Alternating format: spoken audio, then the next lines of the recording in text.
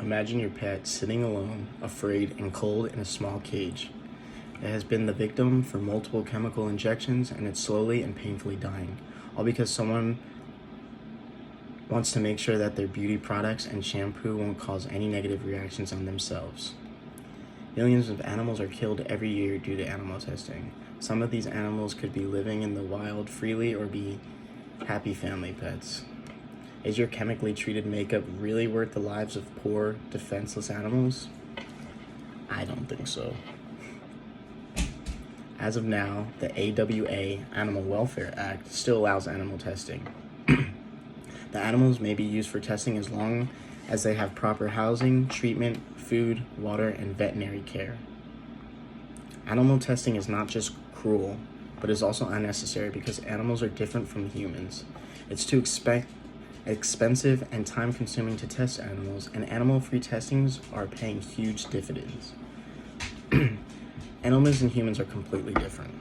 According to NAVS, the National Anti-Vivisection Society, approximately 60% of drugs that show promise in preclinical animal models fail in human clinical trials because of lack of efficacy. An additional 30% of drugs fail because they are toxic to people.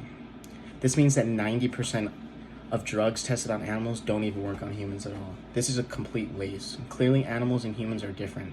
Our bodies will not react the same to different products. We are different species, and it is clear that we will all react and live differently. So why would we bother testing animals that don't have similarities?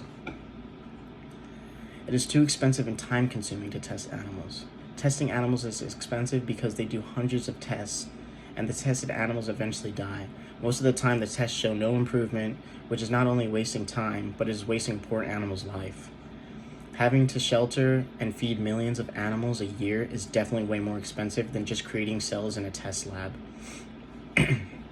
Animal testing costs about $1.5 to $3 million and 12 to 18 months, while microdosing costs only $0.3 to $0.5 million and 5 to 8 months. Animal-free testing are paying huge dividends. As I said before, using alternatives can save millions of dollars and would allow us to save more time. Testing results are also more successful using lab-created cells rather than animals. In conclusion, we really do not need to be testing animals for all those reasons. I mean, if we could create cells in the lab to test that are human cells. Why wouldn't we just do that? Especially if it's saving more money. Like, if you don't care about animals, that's one thing. But if you want an efficient and inexpensive way to test products, like the way to go is to use